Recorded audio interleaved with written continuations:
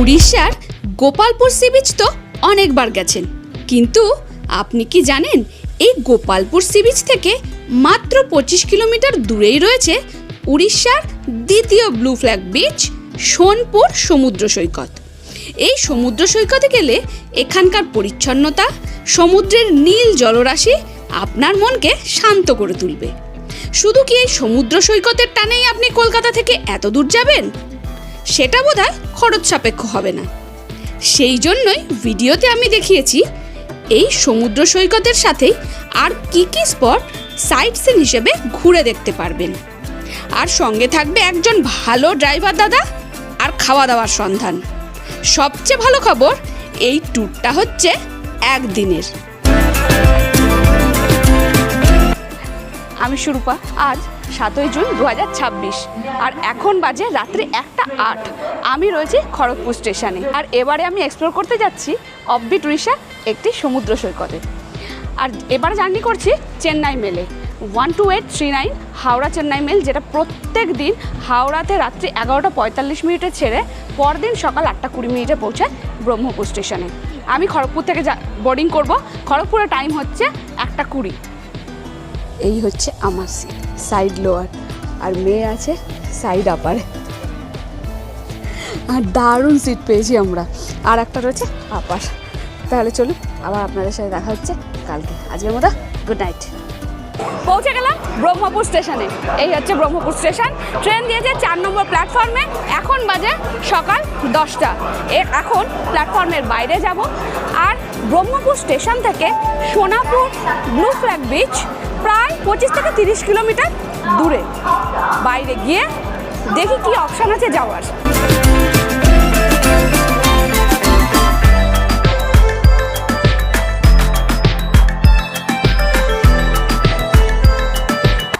নম্বর platform দিয়ে বাইরে বেরিয়ে এসে যেখানে রিজার্ভেশন কাউন্টারটা রয়েছে তার ঠিক সামনে দিয়ে চলে এলে আপনি এই স্ট্যান্ডটা পাবেন, যেখানে 4 হুইলার এবং অটো দুটোই স্ট্যান্ড রয়েছে। আপনি যেটাই চাইবেন সেটা করে আপনি ঘুরতে পারবেন। এইবার এই দাদার সঙ্গে আমার কথা হয়েছে, এই দাদার সাথে আজকে ঘুরবো। আমার মতো যাদের হাতে সময় খুব কম, একদিনে ঘুরে যেতে চান একটা সুন্দর জায়গা থেকে, তাহলে কিন্তু এটাকে বাঁচতে পারেন। এই হচ্ছে গাড়ি, আমি এসি গাড়ি বুক করেছি। তাহলে চলুন, দেখা হবে স্পটে গিয়ে। উড়িষ্যায় আসলে একটা কথা বলতেই হয়, এখানকার রাস্তাগুলো অনেকটা চওড়া আর বেশ সুন্দর। ডেট তো আমি আগেই মেনশন করেছি। এখনো পর্যন্ত বৃষ্টি সেইভাবে শুরু হয়নি, জানতে পারলাম ড্রাইভার দাদার কাছ থেকে। তা সত্ত্বেও দেখুন, ওই যে দূরের পাহাড়টা যেন গাঢ় সবুজ রং মেখে বসে আছে। গাড়ি থেকে দেখতে ভারী সুন্দর লাগছে। ড্রাইভার দাদা বলছিলেন ঘোর বর্ষাতে ব্রহ্মপুরের প্রাকৃতিক সৌন্দর্যই অনেকটা ক্যানভাসের মতো। এটা অবশ্য আমরাও মানি। তাই জন্যই তো কলকাতা থেকে আমরা বারে বারে ছুটে আসি এই উড়িষ্যায়। দেখুন, আপনাদের সাথে গল্প করতে করতে এসে পৌঁছে গেলাম প্রথম স্পট তারাতারিণী মন্দিরে। একটা কথা আগেই বলে রাখি, আজকে যতগুলো সাইট সিনের স্পট আছে তার মধ্যে সবচেয়ে বেশি সময় লাগবে আপনার এই তারাতারিণী মন্দিরে।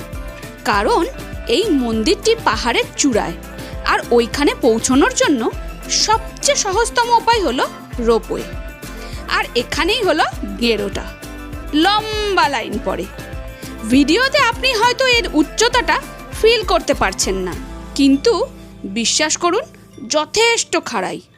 আর নিচের দিকে তাকালে দেখতে পাওয়া যাচ্ছে বড় বড় পাথর। যাত্রাটা 5 মিনিটের হলেও অ্যাকচুয়াল সময় লেগে যায় প্রায় 20 মিনিট। এছাড়া দ্বিতীয় পথটি হলো পায়ে হেঁটে 999টি সিঁড়ি ভেঙে পৌঁছাতে পারবেন মন্দিরে।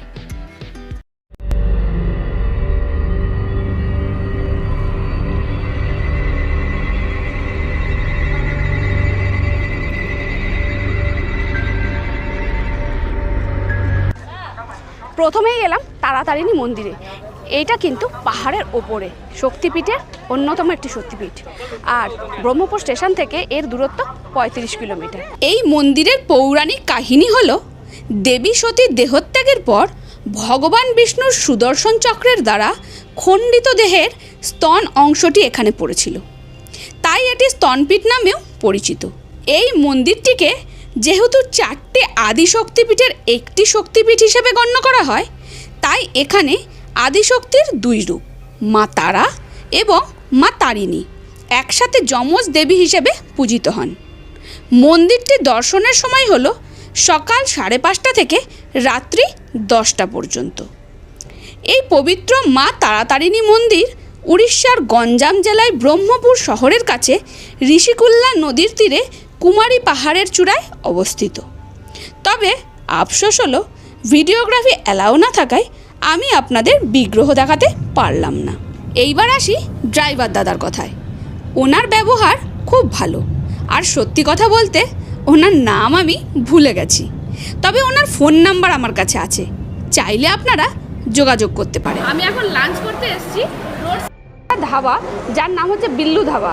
তো এসি রেস্টুরেন্টের ধাবা, ভেতরে রেস্টুরেন্ট আছে, অনেক বড় স্পেসিয়াস। যাই হোক, আমাদের ড্রাইভার দাদা নিয়ে এসছেন।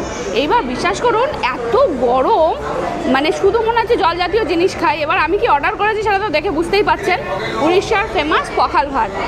তো দই পখাল আমাদের বাটি করে দিয়ে গেছে। ভাত এখন আমি লঙ্কা টঙ্কা মাখছি, এখানে সবটাই রয়েছে, পেঁয়াজ লঙ্কা নুন তো রয়েছে। আর এখানে তার সাথে চিকেন কষা আলাদা করে নিয়েছি, কারণ এই পখাল ভাতে যদি না হয় আরেকটা রাইস ওটার সাথে খাবো। আর আসছে হচ্ছে ভেন্ডি ভাজা, আলু ভাজা নেই, ভেন্ডি ভাজা। তো আমি উড়িষ্যায় এসে ওই যে আসছে, ওই যে এসে গেছে ভেন্ডি ভাজা, এই যে ভেন্ডি ভাজা। বাহ, ভেন্ডি ভাজাটা দেখে বেশ আর কন্ট্রোল করা যাচ্ছে না মনে হচ্ছে, তাই ভালো করে এটা মাখলাম। আমি আর মেয়ে এখন খাবো। আপনারা আসলে কিন্তু এখানে কিন্তু অনেক অপশান আছে, শুধু পখাল ভাত খেতে হবে এমন নয়। হ্যাঁ, মানে যেখানে যেটা ফেমাস, যদি চান তো ট্রাই করতেই পারেন। তাছাড়া বিরিয়ানি, ভেজ নন ভেজ সবটাই কিন্তু এখানে অ্যাভেলেবেল। তাহলে আমি টেস্ট করে দেখি কেমন। সেই স্বাদ, সত্যি এটার সাথে আর কিছু লাগবে না, দারুণ লাগছে। লাঞ্চ সেরে এখন এলাম ভৈরব মন্দিরে। আগে টিকিট কাটতে হবে, ইচ পার্সন 2 টাকা করে, মানে বাচ্চাদেরও লাগছে। এই হচ্ছে প্রবেশ পথ। তাহলে চলুন মন্দির দর্শন করে আসি। বিখ্যাত ভৈরবী মন্দিরের চত্বরেই একটি অত্যন্ত সুন্দর ও বৃহৎ জগন্নাথ মন্দির রয়েছে। আপনি 2 টাকা দিয়ে টিকিট কেটে মন্দিরে প্রবেশ করলেই সবার প্রথমেই 108 দেবদেবীর উপমন্দির দেখতে পাবেন, যার মধ্যে রয়েছে 12টি জ্যোতির্লিঙ্গ, বৈষ্ণব দেবী এবং 10 অবতারের মন্দির। তার পাশেই রয়েছে অপূর্ব জগন্নাথ মন্দিরটি। গর্ভগৃহে রয়েছেন শ্রী জগন্নাথ দেব, বলভদ্র ও দেবী সুভদ্রার চমৎকার বিগ্রহ। মন্দির খোলা থাকে সকাল 5টা থেকে দুপুর 12টা, আবার দুপুর 1টা থেকে রাত্রি 8টা পর্যন্ত। তারপরেই দেখতে পাবেন মা ভৈরবী মন্দির। লোককথা ও ইতিহাস অনুযায়ী মন্দিরে পূজিত মায়ের মূল বিগ্রহটি কোনো ভাস্কর দ্বারা নির্মিত নয়। 1937 সালে এই অঞ্চলের এক কৃষক চাষ করার সময় লাঙলের ফালায় অলৌকিকভাবে এই মূর্তিটি মাটির নিচ থেকে খুঁজে পান। মায়ের মূর্তিতে একটি মাত্র পা এবং 4টি হাত রয়েছে। এবার আমাদের গাড়ি চলল সেই কাঙ্ক্ষিত আজকের ট্যুরের মেন স্পট পুরীর গোল্ডেন বিচের পর উড়িষ্যার দ্বিতীয় ব্লু ফ্ল্যাগ বিচে। আমি এখন সোনপুর বিচের দিকে যাচ্ছি। তার আগে সোনপুর ব্রিজে দাঁড়াতেই হলো, এতটাই চোখ আটকে গেল। একবার শুধু দেখুন ভিউটা। এই হচ্ছে বাহুদা নদী, আর ওই সামনে সমুদ্র যেখানে দুটো মিলেছে। এই পাশে দেখুন একবার শুধু, মানে এত সুন্দর লাগছে। এপাশে ঝাউবন, এত বড় নদী, উফ, এইটার জন্যই তো আসা। দারুণ লাগছে, দারুণ শান্তি। এসে পড়েছি সোনাপুর বিচে, যেটা এই ট্রিপের মূল আকর্ষণ। এই হচ্ছে বিচ। ও দারুণ, এত সুন্দর হাওয়া দিচ্ছে। এই হচ্ছে ব্লু ফ্ল্যাগ বিচ, যেখানে এখন আমরা যাব। আগে এখানে কিন্তু 10 টাকা করে টিকিট লাগতো, এখন টিকিট ফ্রি। তো এখন ওই ভেতরেই যাব আমরা।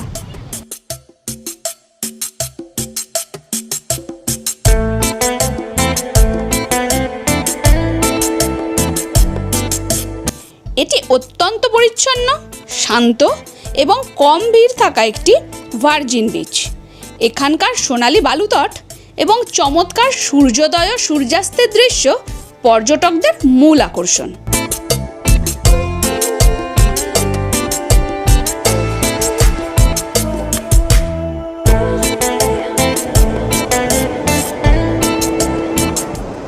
এই বিচে সিসিটিভির নজরদারি রয়েছে, আর তার সঙ্গে বসার জন্য রয়েছে বাঁশের তৈরি ছাতা ও চেয়ার। পরিবেশ বান্ধব হাঁটার পথ, ওয়াশরুম ও পানীয় জলের সুবিধে।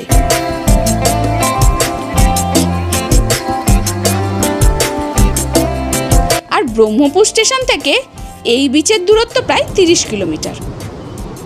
এখানে আসার আগে যে নদীটি দেখিয়েছিলাম তার নাম বহুদা। ওই নদীটির মিলনস্থলও এখানে। একটু দূরে থাকার জন্য আমি আর গেলাম না, তবে আপনি পায়ে হেঁটেই মোহনায় পৌঁছাতে পারবেন। আর যদি আপনি একটা দিন এই সমুদ্র সৈকতে কাটাতে চান কাছাকাছি, তাহলে উড়িষ্যা ট্যুরিজমের পান্থনিবাস রয়েছে, ওখানে আপনি থাকতে পারেন। আর না হলে ব্রহ্মপুর স্টেশনের কাছে প্রচুর হোটেল রয়েছে, ওখানেও কিন্তু আপনি থাকতে পারেন। এই সি বিচের কাছাকাছি আপনি প্রচুর অপশান পাবেন হোটেলের, এরকম কিন্তু নয়, খুবই লিমিটেড। আজকে শেষ গন্তব্যস্থলে এসেছি, সেটা হচ্ছে গোকুলধাম। এই হচ্ছে মন্দির। যাই এবার ঠাকুর দর্শন করে আসি। এইখানে রাধা, কৃষ্ণ আর রুক্মিণী দেবীর একসাথে 3 জনের মূর্তি রয়েছে। ভীষণ সুন্দর মন্দিরটা। এটা কিন্তু রাস্তার ওপরেই একদম মন্দির। এই হচ্ছে, আপনি উপরে এসে এটাই দেখতে পারবেন।